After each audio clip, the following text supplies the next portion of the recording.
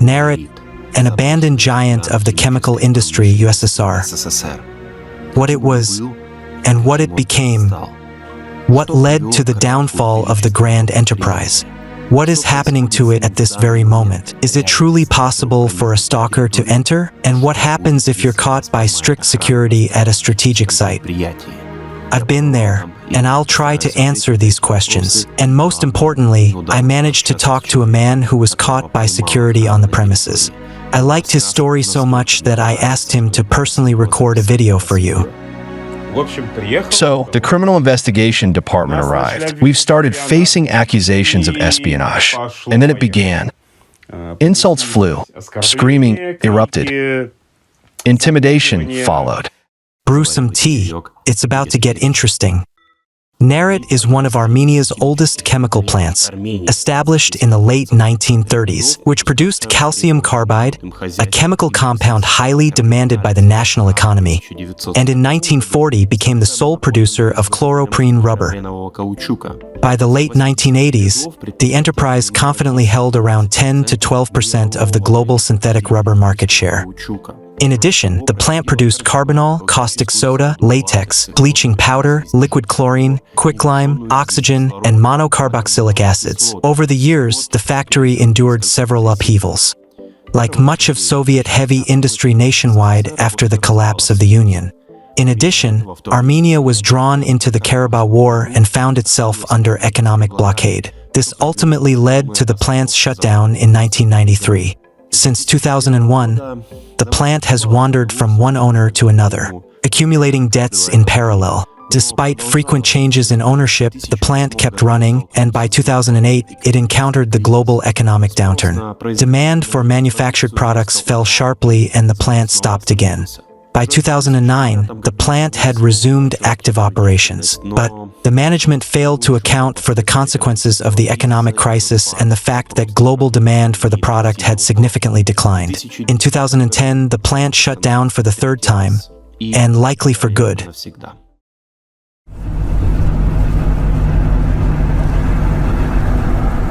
"40 minutes on a hellish chariot. I'm on site.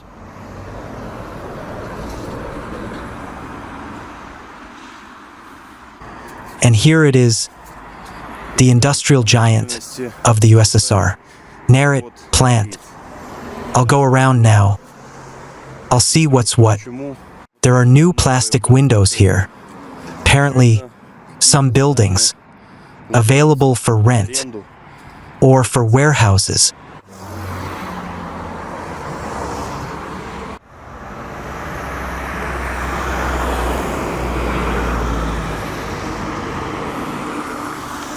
And these are friends Nairit too.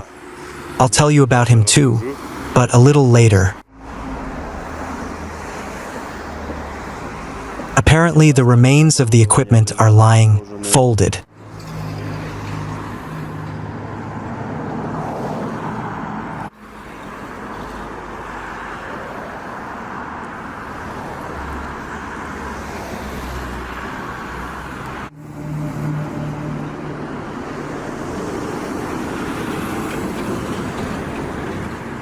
I walked along the perimeter, trying to find a way in, but unfortunately didn't see any.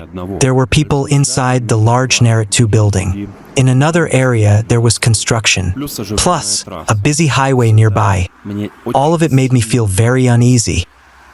I'll be honest with you, folks, that time I totally chickened out. First of all, I was completely alone in unfamiliar territory. And every stalker knows, when you sneak into an abandoned site solo, the fear cobra gets dangerously aggressive and bites you right in the fifth point, without warning and without remorse.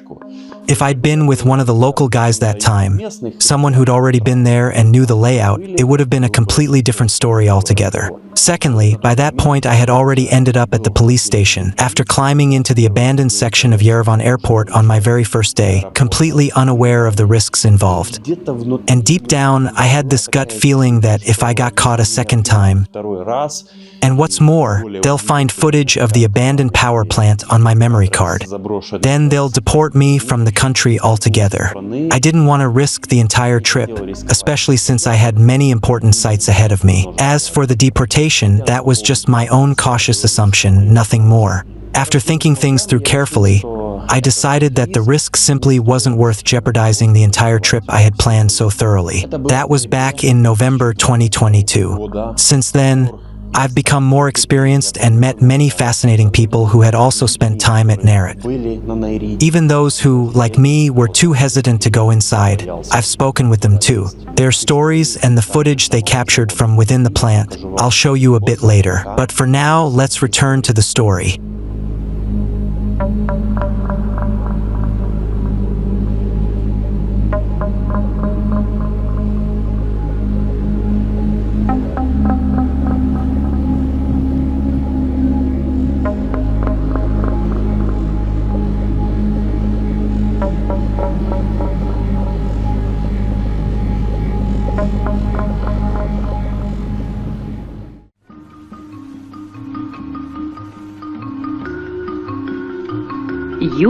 South America, the birthplace of natural rubber.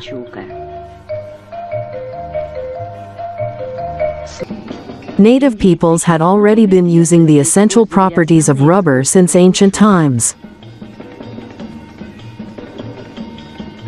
Its plasticity, its elasticity, and the fact that it doesn't dissolve in water or many other liquids. Over 100 years ago, scientists created a synthetic version of natural rubber in laboratories, and its properties were nearly equal to the original. This marked the beginning of the global rubber boom. The first large-scale industrial production was organized in Germany during World War I.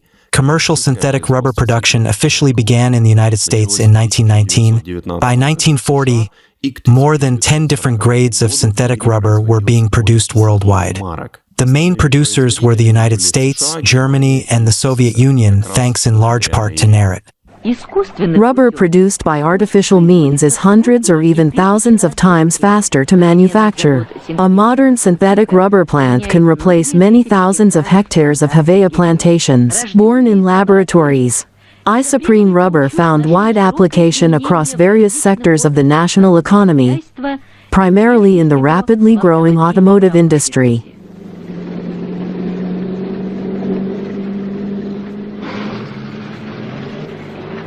The development of synthetic rubber production greatly contributes to accelerating the pace of technological progress. What draws so-called urban or industrial tourists to these places? Why not just take a tour of a functioning, fully operational site? Personally, I find it hard to put into words. There's something about abandoned places, a kind of unmistakable romance, I guess, their own unique charm. I love watching places where time seems to have stopped, nature slowly, yet relentlessly reclaims every inch of what was once a functioning site. Many such places, over time, fall into ruin, which is why it's important to capture them and preserve them in memory, abandoned, yes, but still intact for now.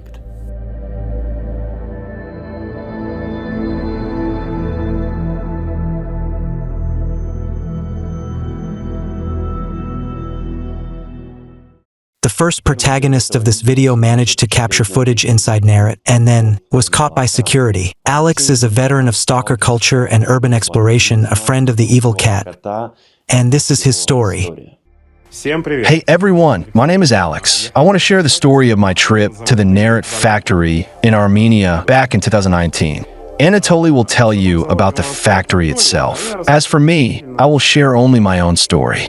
We snuck in there around during the day, and we wandered for about 4 hours. We walked across the entire site. The factory is enormous. Very interesting for its architecture and history. We saw so many interesting things there. I even flew a drone there. At that factory, I ended up crashing a drone because I got carried away filming all that beauty and ended up flying into a wall. I found it after about 25 minutes, carefully going through the footage frame by frame, trying to pinpoint the exact spot where it had crashed behind the old brick wall. I gathered everything that was left of it into a small plastic bag. We made the decision to finally get out of the factory But we couldn't leave the same way we came in because it was physically difficult and the girl had injured her arm, and that exit required pulling up. So we decided either to find an alternative way out or just find the guards and surrender. Because what could go wrong? Caucasian hospitality. We thought they'd treat us there, tea, peaches, and just let us go. Regret it. In the end, that's what happened. Security found us. He said, "All right, that's it, guys. I'm calling the response team now. And you'll leave the factory grounds calmly and without resistance." We agreed, followed him into that little room somewhere on the factory grounds. And yes, they did offer us tea, a peach, even smiled a bit. Then came the deputy head of security, and that's when everything started spinning. And then it began insults, shouting, threats, and everything else you can imagine. By the way, around 8 people showed up, and we were escorted, yes, straight into the security room. He was already there, the head of security. And if the deputy was a tall, 2-meter guy, then this one was 2 meters wide, just sitting there, arms folded. And then it all started again, insults, threats, punishments of every kind, and everything else, the whole package. But I don't care. How many times have I been told this? But he just kept talking and talking. It went in one ear and out the other. But the girl got worried. She really got scared. And in the end, they brought her a glass of water. So he kept justifying it like this. "You bastard. You brought your girlfriend, dragged a woman here," just to somehow soften your position in their eyes, like they wouldn't touch you if you had a woman with you. So you'd have an excuse. I was like, "What are you even talking about?" They started accusing us of espionage, saying we crashed the drone, and that it was all to cover up traces of our crime, traces of our spying. Are you people out of your minds? Seriously? All right. So the criminal investigation unit showed up. They loaded us into the car. It was an Opel Omega. I remember it like it was yesterday blue. And then they took us to the police department. And there, it was more or less the same thing, just without the yelling and insults. They simply said, "Guys, this is a restricted facility." Turns out, Nairit is a restricted facility on the same level as a nuclear power plant, for the simple reason that on the factory grounds, there are tons of chemical substances over the factory's entire history. There were so many tragedies, explosions, leaks, and other similar incidents. That's why, even now, the status of a restricted facility hasn't been lifted. And that's how it ended up this way. We must have sat there for 5 hours. They took our passports, everything, took our phones. The drone was lying in a plastic bag on the table, and literally, everyone who passed by, even the laziest one, poked it with a finger, turned it around, and asked, "So what happened?" And again, they brought up that story. "Why did you crash the drone?" For the 10th time, I told them, I didn't crash it. It crashed on its own, not because I wanted to break it, but because that's just how it happened. I told them, I'm an industrial photographer. I document spaces, abandoned and not. I study architecture, history, atmosphere. I was researching the factory's past. The fact that the factory was abandoned. I just wanted to get inside and shoot. I had no idea it was a restricted site. I thought it was just another abandoned place, nothing more. Honestly, it's a standard story. I've had to explain myself like this more than once. After a few hours, they apparently realized that they had nothing to pin on us. But during that time, I managed to get acquainted with the deputy head of the criminal investigation unit. We ended up exchanging contacts, swapped phone numbers. Yeah, I gave him mine, he gave me his. He talked about his hobbies, shared stories about his family, those kinds of conversations. And finally, there was a glimpse of Caucasian hospitality, just a little, but it showed. After that, they gave us back our passports. The head of the criminal investigation unit said, "Well then, guys, you're our guests here, no doubt, so we're letting you go with respect and a handshake. But let's not sneak around restricted facilities anymore, okay?" He added, "We've got plenty of interesting places here. Visit this spot. Check out that one. Our nature is beautiful. Go see it. But don't go back there." We step outside. It's already around 10:30 p.m., maybe even later. I don't remember exactly. We're hungry, and it's like they read our minds. "You must be hungry," one of them asked. We said, "Of course, yes, starving. Is there anywhere to eat at this hour?" And they started explaining, "Right over there across the road, that place, it's where we always have breakfast, lunch. You'll be fine there. Please go over there, they're open, and the food's good. Really tasty and cheap too." We were like, great. So we headed that way, walked up to the crosswalk, ready to cross the street. He says, "You? Where are you going?" We say, "Over there, to the crosswalk, we'll cross to get some food." He says, "What?" Then he grabs us by the arms, steps out, and stops the traffic. He just walks us across the street to the other side, says, "Go ahead, please go eat." We were completely stunned. We shook hands and went to eat. That's the story. Kind of funny. The moral's simple. Explore carefully. You know, sometimes it ends funny, just like it did for us. Kind of amusing, but sometimes it can end really badly. Yeah, I visited a lot of places, a lot of sites. Over all these years of being into this, Nairit left a very deep impression, lasting, unforgettable. So that's why it will obviously stand somewhere like this in an honorable place among all the sites I've seen in my life, and I've seen quite a few, believe me. Clearly, I recommend it to everyone who's into this kind of thing, but very, very carefully with full awareness and respect. Remember this, there's a lot of security and they're watching closely without distraction. So yeah, that's how it is. Check out Anatoly's channel, subscribe, hit the like button. I recommend him. He truly approaches his art with great soul and professionalism.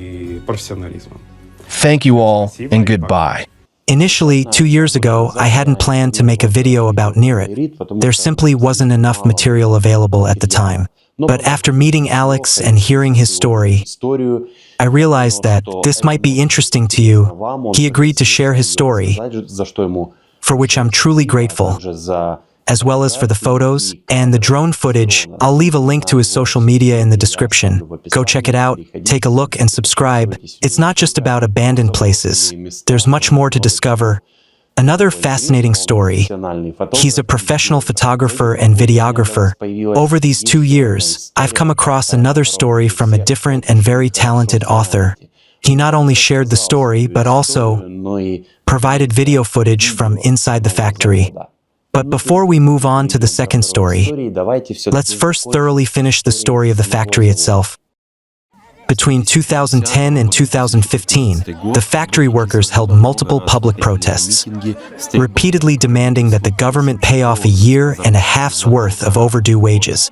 Only in the summer of 2015 did the government finally pay off the debt, and even then, with one major concession, the workers were forced to give up the penalty fees that had built up due to the delay, as well as any legal costs and court expenses. The following year, In 2016, the workers continued protesting, demanding that the penalty fees be paid too. But how it all ended, I wasn't able to find out. They told us, sign the agreement to waive the penalty fees, so the factory can finally start working again. We agreed and were deceived.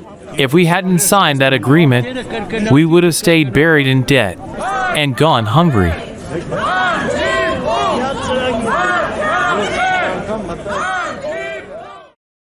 Across the road from the main factory stands Nairit 2. It was a separate research site, independent from the main plant, used for developing and testing all new technologies. These technologies were later implemented at the main facility. During Armenia's years of independence, Nairit 2 became a separate legal entity. The territory of Nairit 2 consists of around 10 buildings. The condition of the buildings ranges roughly from hazardous to moderately stable. Part of the building's active GSM transmitters installed there. By the way, from what I gathered, the area later became less guarded. You could walk right up to the ingredients and those metal spheres you see in the upper left corner. But I decided not to take the risk, just didn't feel safe enough.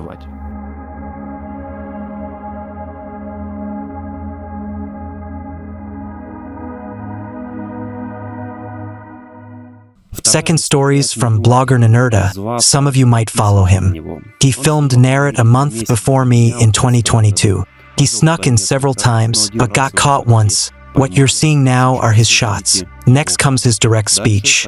I climbed in through a new entry point, but they must have spotted me on camera. I went in during the day. A whole crowd of guards was sent after me. Theoretically, if I'd been fast enough, maybe I could have escaped over the fence. Who knows? They took me straight to the station. Held me there. I don't even remember how long. Maybe 2 or 3 hours. They accused me of espionage too. Just for fun, most likely to scare me. By the end, it all turned into a farce. I really messed up by not clearing my phone beforehand. It still had old photos of other abandoned sites in Armenia. But the dumbest part was the screenshot of the trip plan with all the locations. That's what caught their attention the most. Total fiasco. If it weren't for that screenshot, maybe they'd have let me go sooner. Or if I just labeled the places as cities instead of specific sites, kept it vague. My girlfriend was with me, but she didn't climb in, just walked around the city. They even asked her to hand over the flash drives we had. There were also videos from the observatory and of abandoned trains. In the end, they let me go.